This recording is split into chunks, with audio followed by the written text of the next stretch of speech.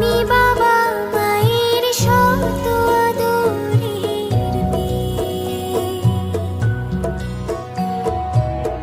আমি বড় হই সকলের ভালোবাসা নিয়ে, আমার দু চোখে অনেক স্বপ্ন থাকে, আমি পড়ালেখা শিখতে চাই। আমি বাবা মায়ের শত আদরের মেয়ে।